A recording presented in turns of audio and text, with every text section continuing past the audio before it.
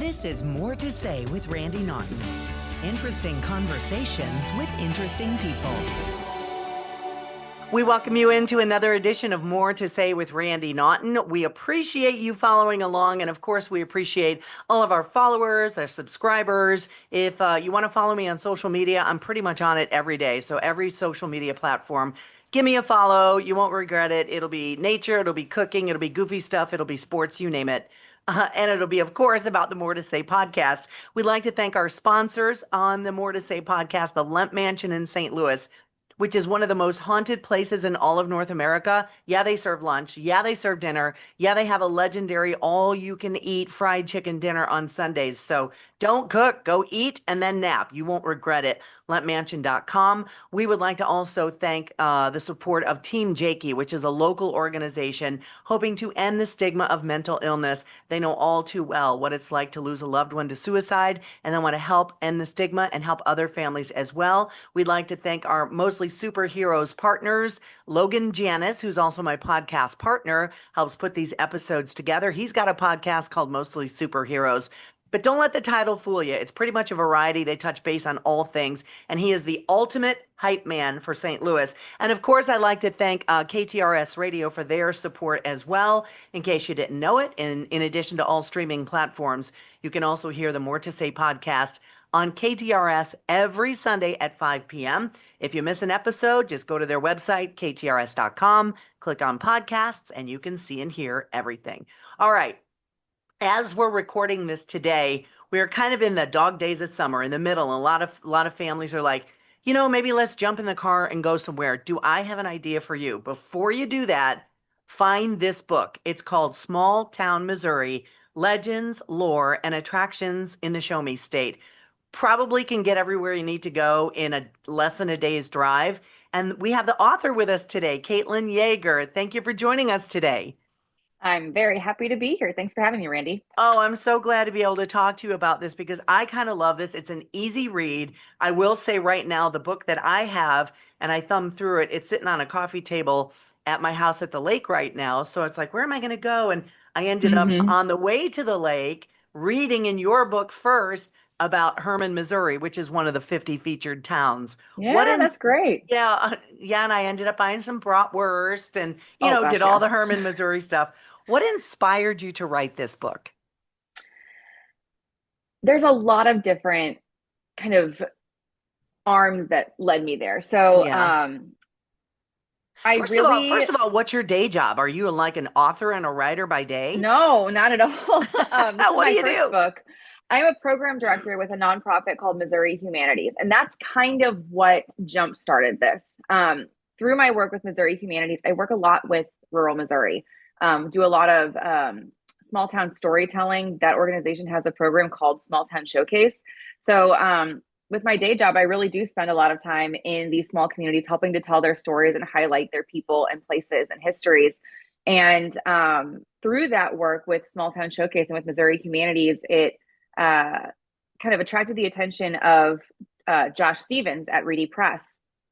And they'd been kind of toying with the idea of doing a series on small towns. And, if you know Reedy Press's books, they're really great at doing series. Yes. And they feature stories from across the country. They're a local St. Louis, Missouri based publisher. So they have a lot of St. Louis stories, but they do a lot of outside of Missouri as well. So they wanted to start a series about small towns, and they thought, where better to start than Missouri. And they had reached out asking, hey, you're really connected with small town Missouri. Do you know anybody who could write a book that features, a bunch of small towns in Missouri? And I said, yeah, I think I could do that. I'd never written a book before, and, kind of took it as a sign to just, say, hey, if you're willing to take a chance, I would love to take a crack at this. And here we are. So it was really because of my full-time job that, I kind of formed the basis for these relationships and, the knowledge of Missouri and kind of all its little nooks and crannies. But,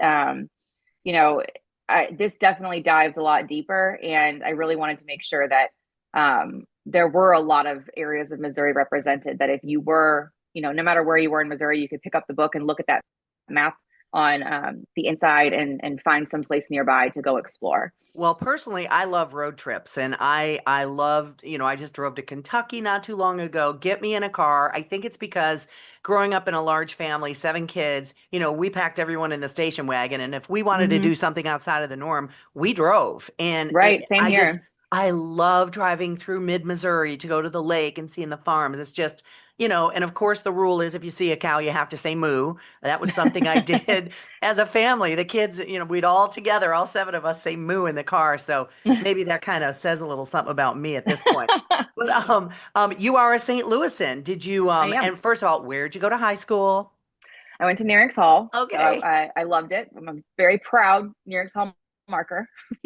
Okay. So did your family take kind of like little trips here and there, or what was your typical vacation in your family? We had a pretty, typical, we had family that had a condo down in Florida, and that's kind of where we went. It was an Hmm. easy, not easy drive, long drive. It was a 2 day Right. drive. But like you, we weren't going to fly 4 kids and 2 parents down to Florida, so we drove. But I kind of grew up going to, a family's condo in Florida. We took a couple little trips to Silver Dollar City. But we really didn't do a lot of those, little weekend road trips. We had, my parents worked, we were busy with Right. sports. We Right. didn't do a lot of little things. We were pretty typical, like went on vacation during the summer. Um, so I think, what really kind of inspired this book was the fact that I didn't really get to explore a lot of this, when I was younger. And it's a great opportunity for, I've got young kids now, and we love to just, look around and pick, getting anywhere within 2 hours is easy. That's a Saturday, Easy. Do drive the 2 hours, pack a picnic Yeah. lunch. Like it's so easy. And Put it some gets you snacks in the outside of car, home. play the license Right. plate game, just have fun. Okay, first one to Yeah. see a red barn, put it on your scavenger hunt. There's so Hmm. many fun things you can do in the car. So, your Yeah. book, let's do a deeper dive into the book. You Yeah. cover 50 small towns in Missouri, and obviously, Missouri has so much history attached to it. Yes. Um, 50 towns, and I know a lot of it, your work took you to a lot of these places. How long did it take you to compile the book? So it was from start to finish. So from the time I went under contract to like the book coming out was 2 years. Um, I would say it took me probably about 6 months to finally nail down like, okay, these are the 50 that I'm going to focus on. Hmm. And then the next 6 to 10 months, filling in all the information. So if you've looked at the book, each section has the founding story, the legends, the lore, the attractions. It has these bullet points. So it made it really nice and organized to kind of plug and play. Right. But it was, picking 50 towns out of a fairly large state is incredibly difficult. And, I kick myself every day thinking of all the towns that I didn't include. And it just, That's the title obviously of your makes next book. I, All the if towns I I had a didn't include. dollar, if I Yeah. had a dollar. But it was a lot of fun to, really dig in and see what stories, there were some natural inclusions. You can't write a book about small town Missouri and not include places like Herman or Hannibal. Right. But I really wanted to make sure that in addition to those kind of really Missouri stories, those really obvious tourist attractions for people looking for a small town in Missouri, that you could also go off the beaten track a little bit and find some communities and find some stories that might not make a brochure at a welcome center or be highlighted on a travel blog. Just trying to find these little stories that might attract some attention and really get people understanding all the different pieces that put Missouri's story together. And they're all in these small communities. Kansas City and St. Louis are, huge pieces of the Missouri Right. story. They're the But bookends. Right. there's so many stories and people and places that were integral to the state's growth and development that often get overlooked. So, out of the 50 small towns in Missouri, do you have a favorite where you visited? Why or why not? Or are you not going to be that way? Are I you not can't going to be name that it? way. So obviously, with this kind of book, I get asked that question a lot, Yeah. and I tweak the answer. So I don't like to say I have a favorite town in How about particular. standouts? Some that may have left more of an Standouts, impression than others. yeah. I'd say a place like Arrow Rock is great. Arrow Rock's the first town in the book, and it's the smallest. It's got 59 people that live there. Oh, really? And Yes, where is but it that? has Where in the Arrow Rock state? is along Highway 70, so past Columbia, a little bit north of Highway 70. So you'll pass Boonville, past Columbia, all that, just off of Highway 70. There's lots of signage because it's the National Historic like district. Like the whole thing is a national site or national Yeah. historic site. They've got a great Lyceum Theater that puts on amazing productions that are very high quality. We've got really great historic sites. Their preservation society is so active and involved in making sure that their stories and their buildings and their places are preserved and interpreted. There's only 59 people that live in the town. There's over 800 members of their preservation group. So that just Wow. goes to show, the people that are dedicated to Arrow Rock's story and, preserving that for future generations. So Arrow Rock's really great if you want that really small town, but kind of step back in time, really great little community. If you want to stay close to St. Louis and you want a small town atmosphere, go along like Highway 94 into Missouri wine country. I think a lot of us know Marthasville and Augusta and Defiance for the wineries, but there's a lot of other facets to their history that are really interesting to explore. There's so much German cultural heritage in those communities, beautiful historic churches, museums. Augusta's downtown is so quaint and so beautiful. They've got great stores. Augusta has a restaurant called Root that is run by a James Beard nominated chef right in Augusta, in this tiny little town of a couple hundred people. And then another one I tend to mention is Pacific. And Pacific is surprising because I think a lot of St. Louisans assume Pacific is kind of like the metro area of St. Louis. You don't think of it as really having its own history, identity, or really considering it as its own little small town. But as opposed to, going west or north to like the St. Charles area, where it does kind of feel like it's just sprawl, that suburban urban sprawl kind of spreading.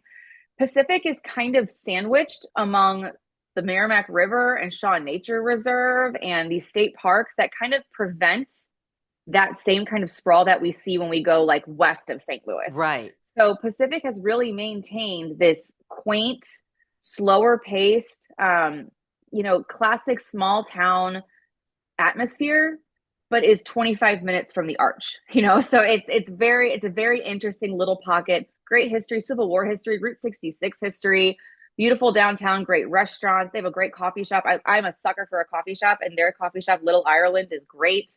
And it's just, that's 25 minutes away. Sometimes you can't even get out of St. Louis in 25 minutes. You're right about that. So it's, a great little place to explore if you want, a little bit of a getaway, but don't want to go too far. Hi, Randy Naughton here, along with Dr. Joseph Molesky, to tell you about St. Louis Medical Weight Loss. You heard about those weight loss shots? Well, I battle high blood pressure, cholesterol, and prediabetes, so I decided to invest in my health. Visit stlmedweightloss.com or give us a call. Hi, everyone. It's Randy Naughton from the More to Say podcast with another sponsor shout out.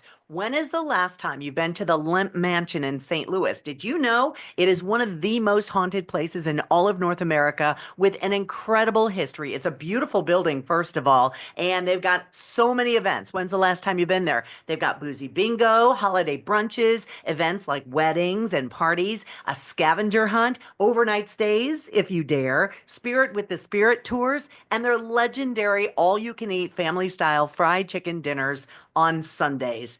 It's amazing. So listen, check it out on their website at lempmansion.com. We thank them for supporting our More to Say podcast, and I'll see you at the Lemp. Now you're hearing from us over here on the podcast, Mostly Superheroes. I'm your host, Logan Janis. Arena Andy. Scotty Scoop. Sam the Sleeper. And we're bringing you all the things in St. Louis and beyond, from events and interviews, sports and movies, comics and games, to community and news. All the things that you need to stay informed, have a little fun. It's all happening at mostlysuperheroes.com, and we'll see you there. If you listen to the podcast, you know that before and after the show, when we're hungry or craving some beers or some live music, we usually end up at The Gramophone in the Grove here in St. Louis, Missouri. It's our spot for the best sandwiches in St. Louis, like the epic classic The Jive, stacked with roasted turkey, thick cut bacon, Swiss, lettuce, tomato, avocado spread, and pepper mayo on a toasted baguette. Don't skip the sides. Nothing beats Big Willie's homemade mac and cheese. It's the sidekick that never, ever lets you down. Plus, with daily specials, there's always something new to celebrate. So come join us at 4243 Manchester Avenue, St. Louis, Missouri, 63110 at The Gramophone, and tell them that Mostly Superheroes sent you. Visit www.gramophoneSTL.com for their full menu and more.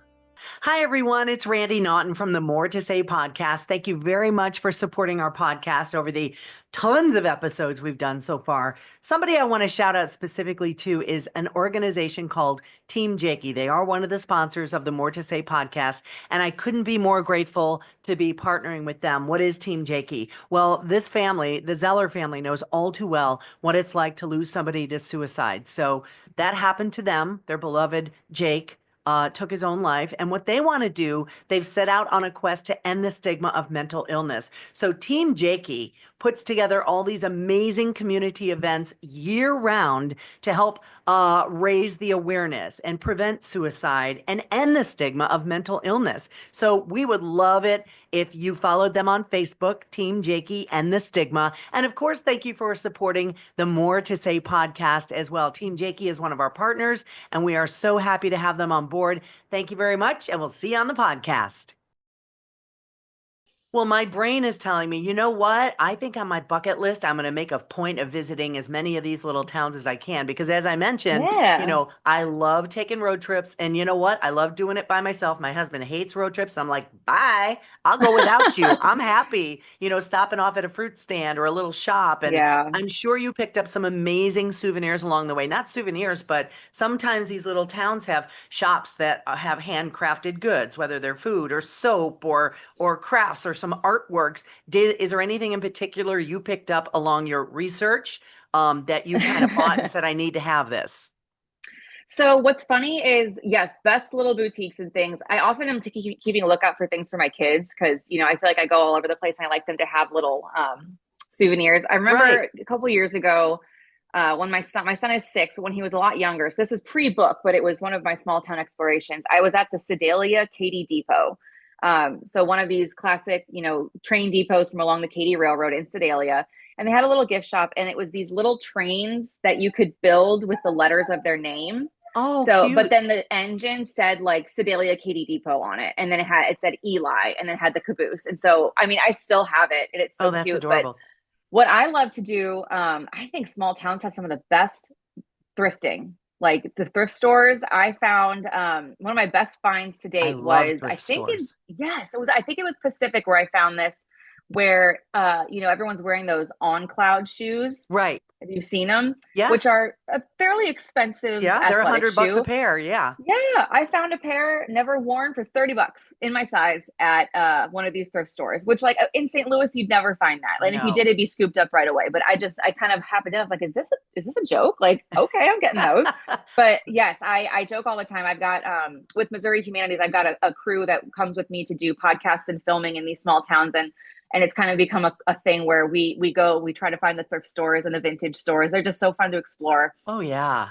You're speaking my language. That stuff makes me happy. All right. Is there a town that you visited that is featured in your book that surprised you the most? Is it like an, oh my gosh, a gee whizzer moment? I didn't know this about this and Missouri. Is there one particular town that really struck you? So I love Hannibal, and it's a common tourist attraction in Missouri.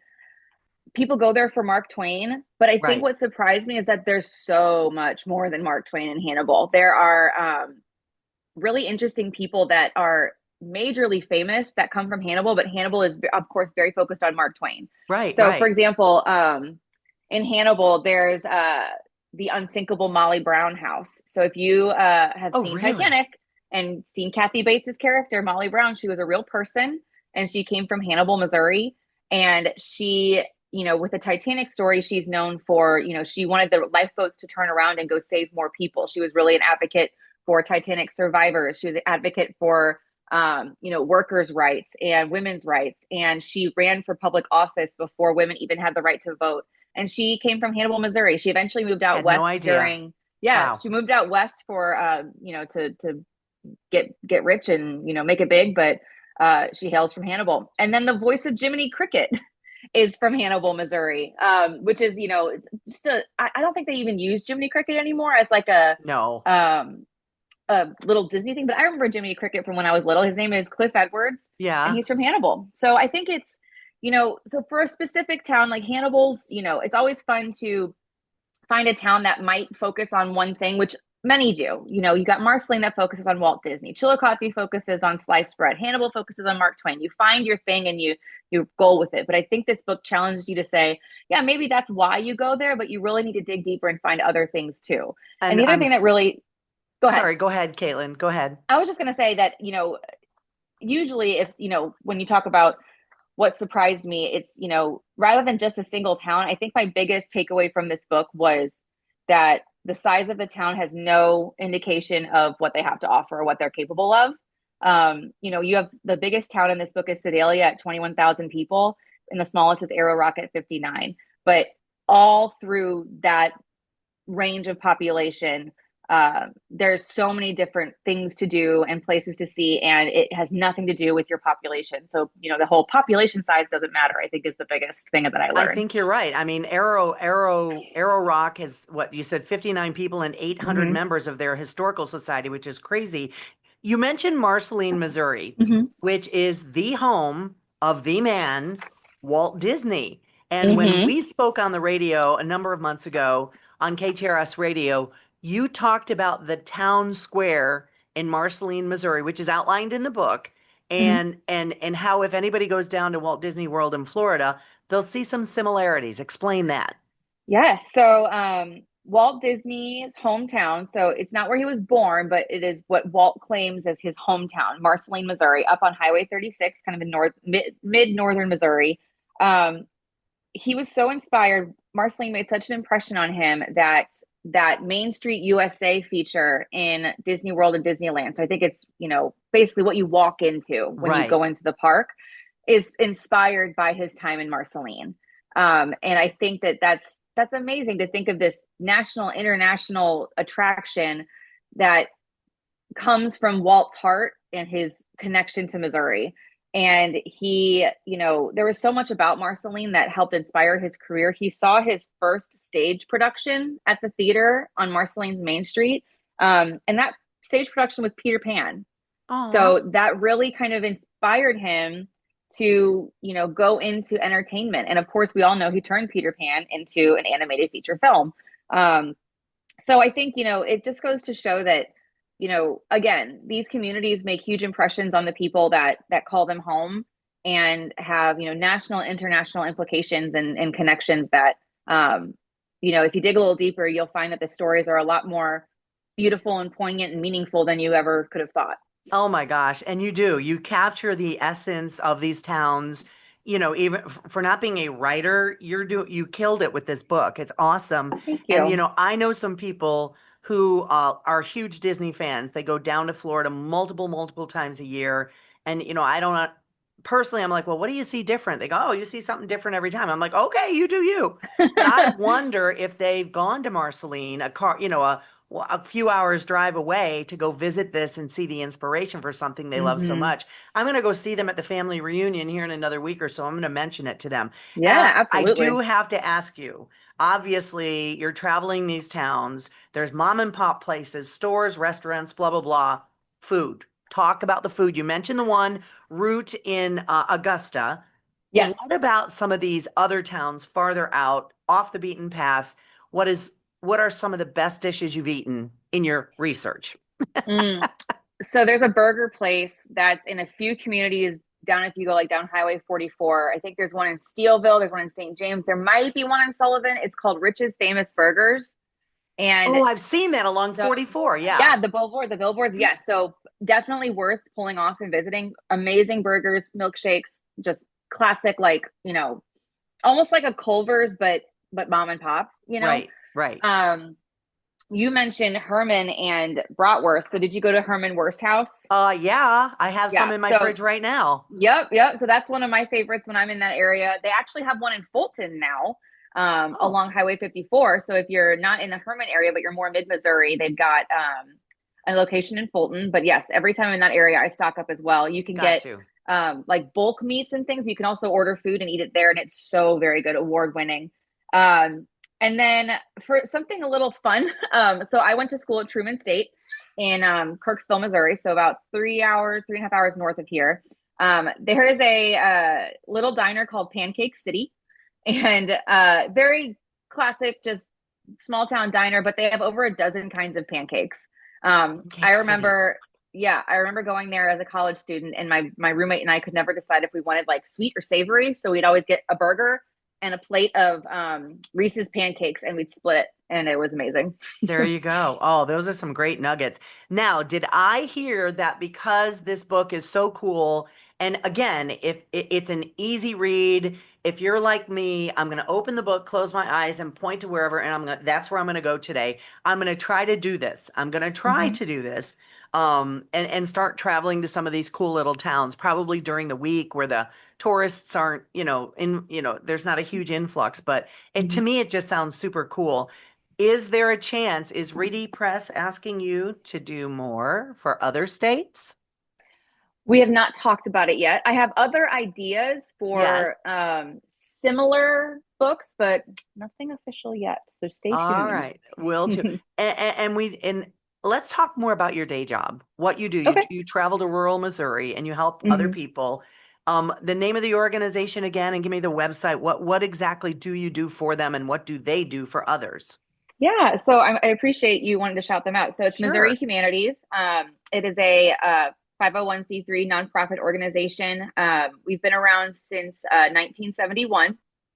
We are one of 56 state and territorial humanities councils. And we basically have two major pillars. One is grant making. So we give grants to other organizations in Missouri doing things based in the humanities, museums and libraries and, workshops and public programs, things like that. But then the other arm of us is public programming, and that's where I come in. I'm one of a handful of different program directors. My focus is mainly on digital programming. So I mentioned Small Town Showcase. That's one of our digital initiatives where each year we work with 5 communities to do a podcast season. So we do a podcast about each town and then a short film about each town as well. So in addition to, some other podcasts and public programming that I do with the organization, that's probably my main that fills up my hours in a week is Small Town Showcase. But Missouri Humanities is great. They are,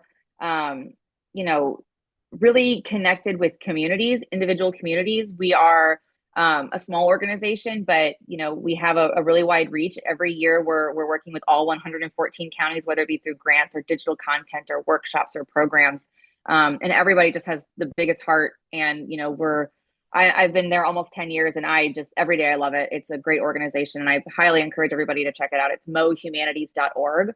mohumanities.org. We'll put it across the bottom of the screen for everyone to see it. Absolutely. Well, for you to be there for 10 years, that's saying something. I mean, it's hard to find people who say they love going to work every day, but I could tell by your passion, it feels like you do. You love your job. I do. That's awesome.